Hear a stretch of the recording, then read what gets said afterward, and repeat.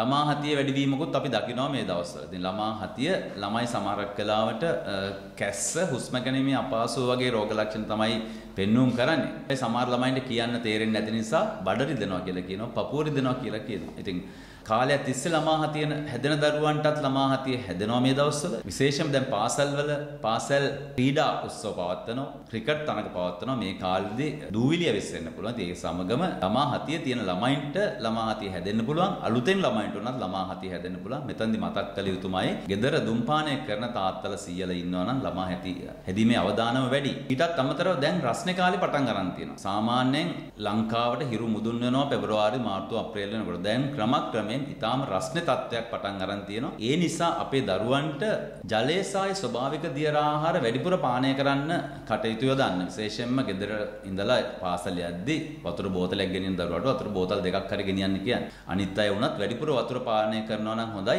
එහෙම නැත්නම් අපිට විජලනය වෙන්න පුළුවන්. පෞගේ කාලේ අපි දැක්කා වගේ විජලනය විතරක් නෙමෙයි විජලනයේ පසු කාලිනව ඇති වෙන රෝග ලක්ෂණ හිසරදය වමනය ඇඟපත රිදිල්ල වගේ රෝග ලක්ෂණ සහ මුත්‍රායාම අඩුවීම අපි දකින්න පුළුවන්. අපි හැමදෙනාම කල්පනාකාරී වෙන්න අපගේ මුත්‍රාවල පැහැය තද වෙනවා නම් ඒ කියන්නේ අපි වතුර බොනවා මදි. ඒ වතුර වැඩිපුර බොන්න වතුර සහ ස්වභාවික දියර ආහාර. දැන් අපිට තැඹිලි, කුරුම්බා, කැඳ, සුප් ඒ වගේ දේවල් පානය කරනවා නම් මම හිතන්නේ ඉතාමත් හොඳයි. කෘත්‍රිම පාන නෙමෙයි අපි කියන්නේ. එතෙන්දී මුත්‍රාවල පාට අපි හැමදෙනාම නිරීක්ෂණය කරන්න තද පැහැයක් තිබුණොත් වැඩිපුර වතුර සහ ස්වභාවික දියර ආහාර ලබා ගන්න. එහෙම නැතුනොත් විශේෂයෙන් අපි දරුවෝ වතුර වැඩිපුර බොන්නේ නැතුව මේ දවස්වල ක්‍රීඩා තරඟවලට සහභාගී වුණොත් විජලන තත්ත්වයන් වලට පත් වෙන්න පුළුවන්. ඊට අමතරව තාප කම්පන තත්ත්වයන්ට පවා පත් වෙන්න පුළුවන්. හැම අවුරුද්දකම පෙබරවාරි මාර්තු අප්‍රේල් අපි දකිනවා සමහර දරුවෝ සමහර යුද හමුදා නිලධාරීන් පුහුණු වෙන අවස්ථාවලදී පාරේ වැඩ කරන සේවකයෝ පවා කඩාගෙන වැටෙනවා. ඉතින් අර ඒකට හේතුව තාප කම්පන තත්ත්වයන් තමයි. ඒ නිසා ඒව වළක්ව ගන්න පුළුවන්. දැන් අපි දැනගත්තනේ දැන් රස්නේ වැඩි වෙනවා කියලා. ඉතින් ඒ නිසා ඒ ස්වභාවික දියර ආහාර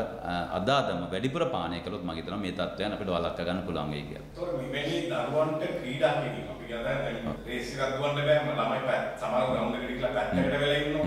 ඒතකොට මෙවැනි දරුවන්ට ක්‍රීඩා කරන්න එහෙම ප්‍රායෝගික ක්‍රියාකාරකම් කරන්න බැරිද? ළමා හතියේ තියෙන දරුවන්ට ක්‍රීඩාවක් විදිහට පිහිනීම ඉතාම වැදගත්. පිහිනීම දීර්ඝ කාලීනව ප්‍රැක්ටිස් කරනවා නම් හතිය අඩු කරගන්න පුළුවන්.